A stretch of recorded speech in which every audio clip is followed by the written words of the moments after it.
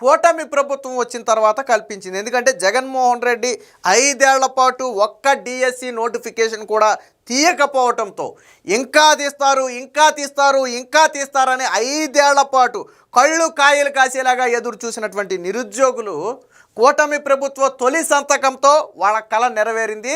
150 రోజుల్లోనే డిఎస్సిని పూర్తి చేశారు. వాళ్ళకి అపాయింట్మెంట్ ఆర్డర్లు ఇచ్చారు. ఉద్యోగంలో కూడా చేరిపోయారు. అంతా బాగానే ఉంది. కానీ ఇంత ఆరుగాలం కష్టపడి చదివి రాత్రి పగలు చదివి తిని తినక అప్పో సప్పో చేసి కోచింగ్ ఇన్స్టిట్యూట్లకి వెళ్ళి ఈరోజు ఉద్యోగం పొందినటువంటి వ్యక్తులని నువ్వు దొడ్డిదారిన ఉద్యోగం పొందావు, నువ్వు అక్రమంగా ఉద్యోగం పొందావు అని మాట్లాడితే బాధ కలగదా? ఖచ్చితంగా బాధ కలుపుద్ది. కష్టపడి ఉద్యోగం సాధించిన వాటి మీద నువ్వు విమర్శలు చేసి నువ్వు కష్టపడలేదు అంటే వాడికి కోపం బాధ రెండూ వస్తాయి. అలాంటి కోపం బాధే ఈరోజు ఎవరైతే మొన్న తాజాగా ఉపాధ్యాయ ఉద్యోగాలు సాధించారో వాళ్ళలో కూడా వచ్చింది. ఎందుకంటే వైసీపీ నాయకులు జగన్మోహన్ రెడ్డి మాట్లాడుతున్నటువంటి మాటలు ఒక రకంగా మానసికంగా వాళ్ళని తొలిచేస్తున్నాయి.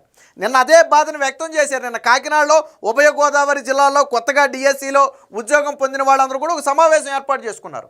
ఏర్పాటు చేసి ముక్తకంఠంతో ఒకటే చెప్పారు, మా కష్టాన్ని అవహేళన చేయొద్దు, మేము కష్టపడి ఉద్యోగాలు సాధించాం, మీరు మాట్లాడే మాటలు మా మనోభావాలను దెబ్బతీస్తున్నాయి.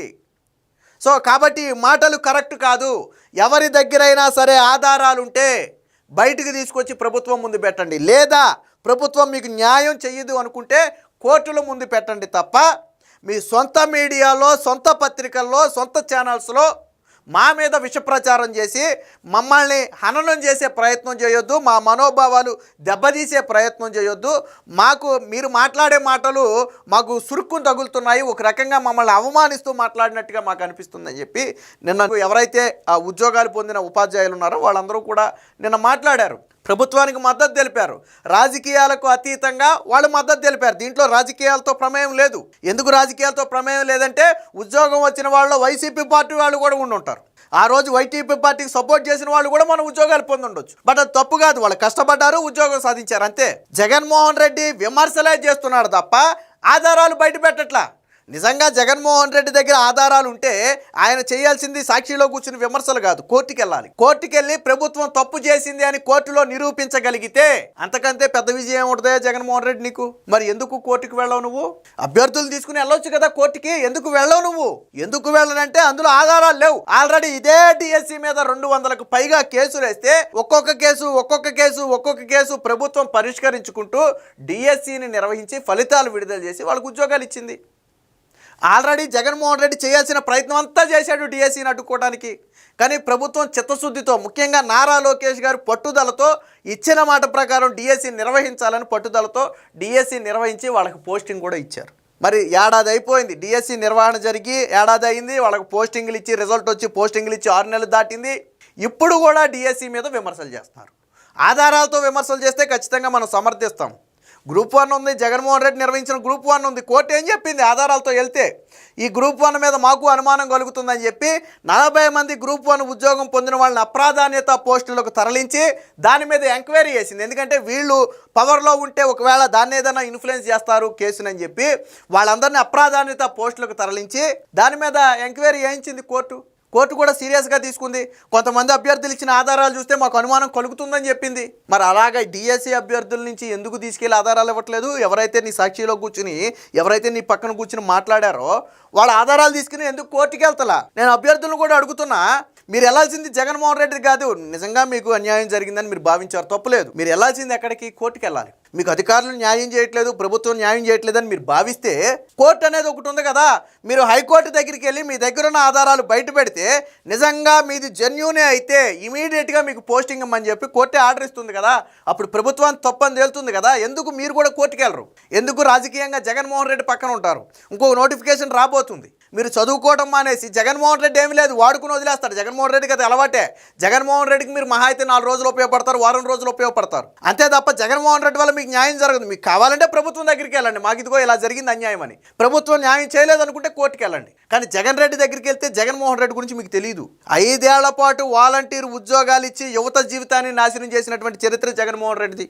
రాజకీయంగా 2.5 లక్షల ఏపీపీఎస్సీ ఉద్యోగాలు తీస్తానని మోసం చేసినటువంటి చరిత్ర జగన్ది.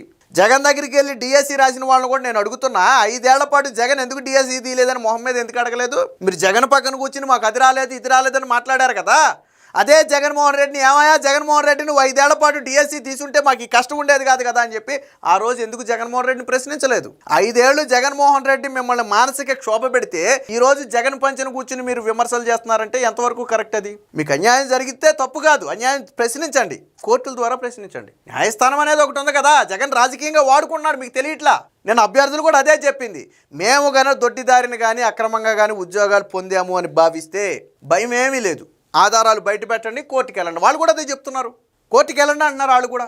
సో దీనికి సంబంధించినటువంటి వార్త ఒకటి వచ్చింది, ఒకసారి చూద్దాం. మేము అడ్డదారిలో ఉద్యోగాలు పొందలేదు, వైసీపీ నేతలు మా మనోభావాలు దెబ్బతీస్తే ఊరుకోం, ఏళ్ల పాటు శ్రమించి ఉద్యోగాలు సాధించాం, ఫేక్ ప్రచారాలతో మా మనసులకు గాయపరచొద్దు, రాద్ధాంతం వద్దు, ఆధారాలుంటే చూపండి. కాకినాడలో మెగా డిఎస్సి టీచర్ల సమావేశం.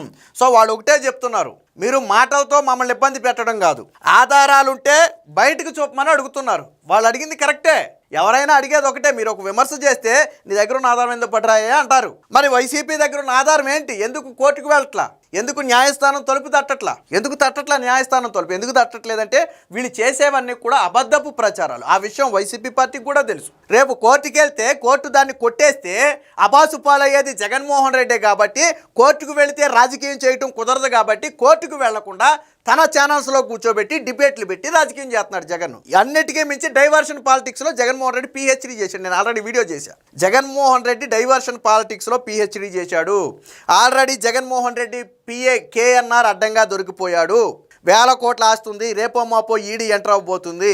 ఆ ఇష్యూ డైవర్ట్ చేశాడు. వైసీపీ మాజీ ఎమ్మెల్యే బొల్లా బ్రహ్మనాయుడు, వినుకొండ మాజీ ఎమ్మెల్యే బొల్లా బ్రహ్మనాయుడు హైదరాబాద్ శివార్లో 1000 కోట్ల రూపాయల భూమి కొట్టేసేందుకు స్కెచ్ చేసి 5 నకిలీ జీవోలు సృష్టిస్తే తెలంగాణ సైబరాబాద్ పోలీసులు 4 రాష్ట్రాల్లో గాలించి తమిళనాడు రాష్ట్రంలో బొల్లా బ్రహ్మనాయుడిని అరెస్ట్ చేసి ఈరోజు జైలుకు పంపారు.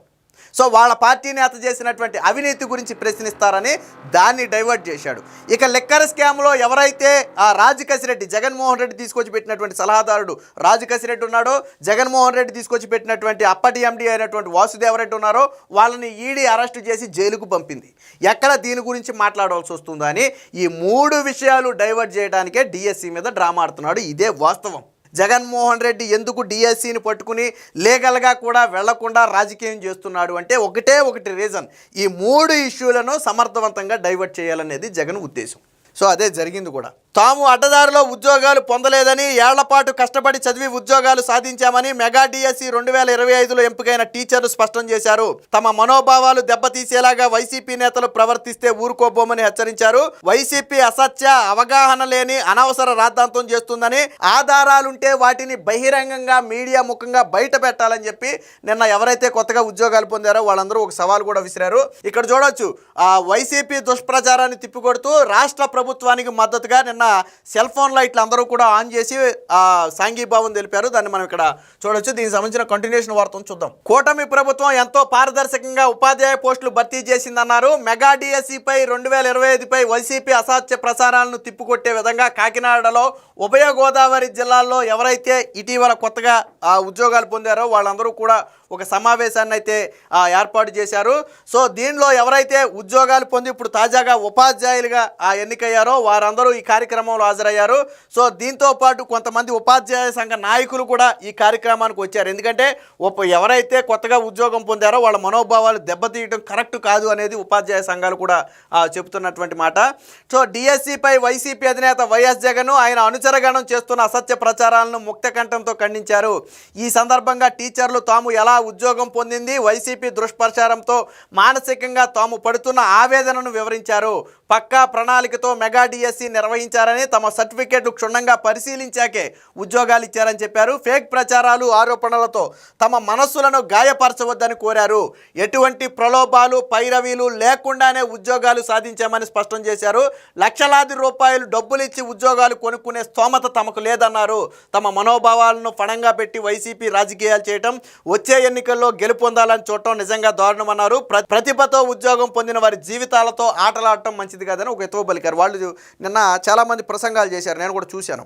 అందులో కొంతమంది చెప్పారు, వాస్తవానికి అంటే మనం మాట్లాడుకుంటే రెక్కాడితే కానీ డొక్కాడని కుటుంబం నుంచి వచ్చాడు. వాళ్ళు అదే చెప్పారు, రెక్కాడితే కానీ డొక్కాడని కుటుంబం నుంచి వచ్చారు. అంటే ఆ ఏ రోజుకి ఆ రోజు కూలికి వెళ్ళకపోతే, ఆ ఇంట్లో తల్లిదండ్రులు కూలికి వెళ్ళకపోతే వాళ్ళ తినడానికి కూడా తిండి ఉండదు. అకస్మాత్తుగా ఎప్పుడైనా ఒక 5,000 10,000 రూపాయలు ఖర్చు వచ్చి వాళ్ళ ఇంటి మీద పడితే వాళ్ళు అప్పు కోసం ఎటు పరిగెట్టాలో కూడా తెలియనటువంటి పరిస్థితి అంట. అలాంటి కుటుంబాల నుంచి ఉద్యోగం పొందారు. వాళ్ళ జగన్మోహన్ రెడ్డి లంచాలు ఇచ్చి కొనుక్కునేది ఉద్యోగాన్ని.